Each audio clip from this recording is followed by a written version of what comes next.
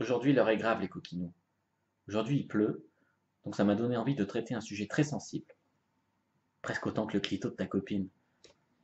Nous allons essayer de comprendre pourquoi les gens, ou plutôt la plupart des gens, pensent que c'est la honte de chercher des conseils de drague ou de séduction sur Internet. Je crois que la première chose à comprendre, c'est que les gens ne veulent pas qu'il soit dit qu'ils ont besoin de conseils en séduction. Je dis pas que tout le monde en a besoin, mais il y en a beaucoup plus que ce qu'ils pensent à qui ça ferait pas de mal. Donc la première croyance, c'est que beaucoup de gens pensent que séduire, plaire, c'est quelque chose d'inné. Donc soit on l'a pas, et on accepte son sort. Sauf que la communauté de la séduction est là pour changer la donne et permettre à des gars qui ne partent pas gagnants dans la vie de finir dans les premiers. Un des mots-clés, une des clés en tout cas pour devenir un PUA, pour être un PUA, c'est d'assumer.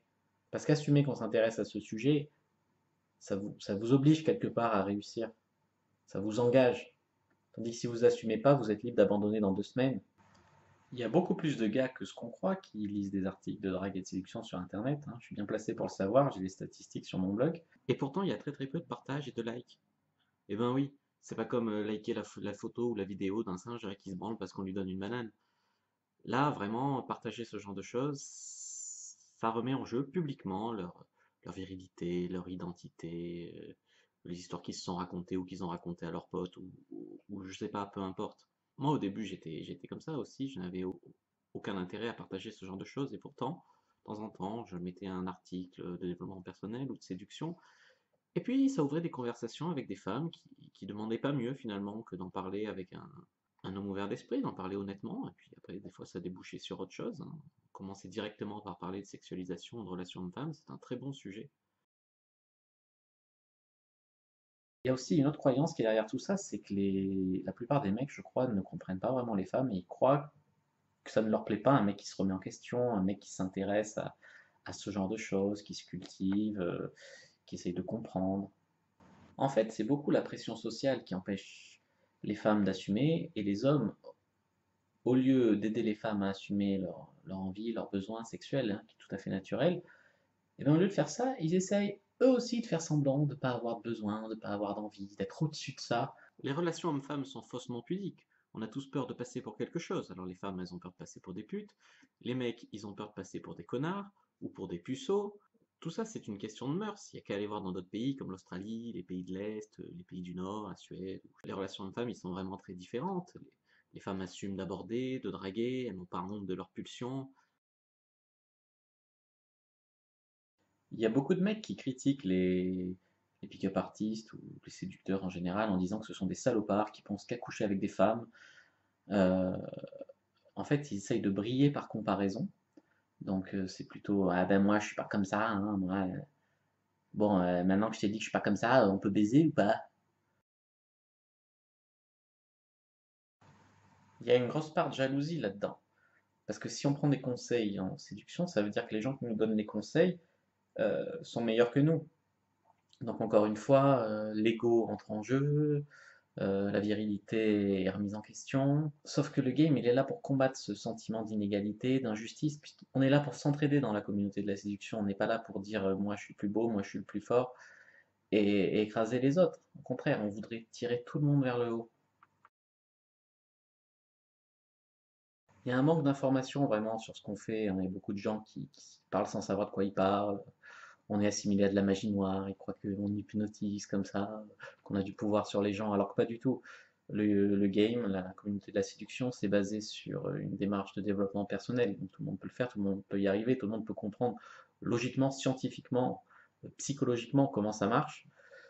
Et, euh, et pourtant, on est assimilé à des violeurs, à des trucs comme ça, alors qu'au contraire, on a une éthique, quelque chose qui fait que vraiment on s'éloigne de tout ça, on s'éloigne du mal, j'allais dire. Donc faudrait que les gens se renseignent avant de parler et de se monter la tête. Un mec qui veut s'améliorer dans sa communication ou qui veut avoir plus de culot pour oser, c'est pas de la manipulation, c'est même moins malhonnête que les gens qui mettent des talons ou du maquillage. Il y a beaucoup de coachs en séduction, hein. Coach en séduction d'ailleurs, ça n'existe pas. Il n'y a pas de titre officiel, il n'y a pas de diplôme, il n'y a rien du tout. Bon, beaucoup de coachs en séduction font ça pour se la péter et pour la thune. Donc ça les rend vraiment horripilants. Ils savent plus ou moins de quoi ils parlent, hein. Certains répètent simplement ce qu'ils ont lu dans des bouquins. Oui, beaucoup sont ridicules, beaucoup sont mauvais, mais il y en a aussi qui savent de quoi ils parlent.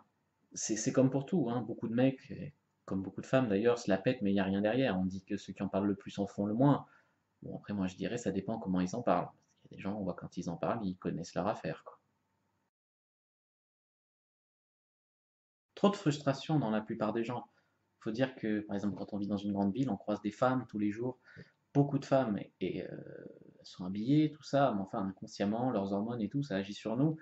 Et comme on est dans une société qui n'encourage pas à parler aux gens, qui encourage l'individualisme, qui est un peu contre nature, et ben ça fait des bugs, ça fait des contradictions dans la chimie interne, et puis ça rend les gens de plus en plus frustrés, de plus en plus haineux. Mais bon, on a trop peur de se l'avouer parce que ça ferait péter un boulon, quoi.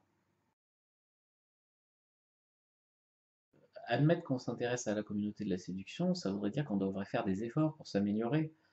Parce qu'il y en a beaucoup qui lisent juste et puis qui font rien du tout, hein. Vouloir progresser et l'assumer publiquement dans le domaine de la séduction, ben, ça pousse à sortir de son petit monde confortable et ça, c'est pas facile.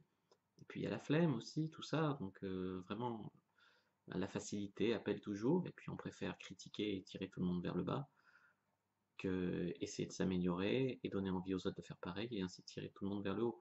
Bon, c'est très répandu hein, comme comportement dans la société, mais ça serait bien si la plupart des gens arrêtaient d'être des moutons comme ça. C'est depuis la nuit des temps que les deux sexes ont du pouvoir l'un sur l'autre, donc les deux sexes se font peur. Donc, dans l'Antiquité, les femmes séduisaient et les hommes ramassaient.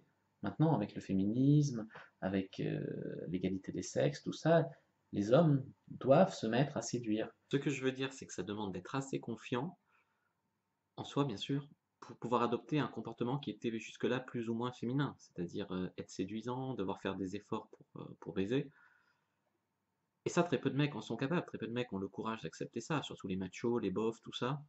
Mais oui, en quelque sorte, on retourne les armes des femmes contre elles. Déjà, dans l'Antiquité d'ailleurs, puisqu'on en parle, Ovide, pour son bouquin L'Art d'aimer, il a été tout bonnement exilé de sa cité. Donc c'est de tout temps, ça a été un sujet sensible. Comme le point G de ta copine. Mais c'est pas pour ça qu'on devrait pas s'y intéresser, hein. Maintenant, on parle d'alcool, on parle de drogue, tout ça c'est très bien, fumer c'est très bien. Enfin, séduire, faire l'amour, tout ça alors que c'est bon pour la santé, c'est mauvais. Mais on marche sur la tête. C'est aussi une histoire de conditionnement. Toute cette façon de dire ah non, moi le cul, ça me dégoûte. Et puis finalement, je me rappelle quand étaient sorties les photos coquines d'une actrice, là tout le monde disait ah c'est dégueulasse, c'est honteux, tout ça. Et puis finalement, ils les avaient tous sur leur téléphone. J'ai l'impression qu'on est conditionné pour que tout ce qui a attrait au sexe ou à la séduction ben, soit tabou, soit officiellement rejeté, alors qu'officieusement, ben, ça intéresse vachement de monde. Tout ça parce qu'on en a honte, parce qu'on maîtrise pas. Pour moi, c'est une marque de confiance en soi, en fait, d'accepter d'en parler, de se remettre en question, de s'améliorer toujours. C'est du courage aussi. Il y a une concurrence aussi au niveau de la séduction. Enfin, c'est un combat génétique. On est sur Terre pour survivre et pour se reproduire. Donc ça arrange beaucoup de monde que la plupart des mecs restent à leur place et n'essayent pas de se croiser, pardonnez-moi le terme, avec mieux que ce à quoi ils sont destinés à la naissance. Donc on vous dit restez à votre place et puis laissez-nous les belles femmes et puis vous prenez ce qui reste, quoi. Certains ont effectivement une super copine et se font pas marcher dessus par elle. Ils restent alpha dans leur couple, puis la femme est féminine et puis tout va pour le mieux dans le meilleur des mondes. Mais dans ce que j'observe dans la vie de tous les jours, c'est pas si répandu que ça. Donc j'encourage tout le monde, tous ceux qui pensent qu'ils peuvent faire mieux, tous ceux qui pensent que leur couple peut mieux se passer, à s'intéresser à la communauté de la séduction. Ils en ressortiront toujours quelque chose de positif, surtout s'ils y vont pas avec des a priori négatifs. Bon, après, chacun est libre de faire ce qu'il veut, hein, mais il faudra pas venir se plaindre si vous baisez pas des bonasses ou si votre copine vous fait chier toute votre vie.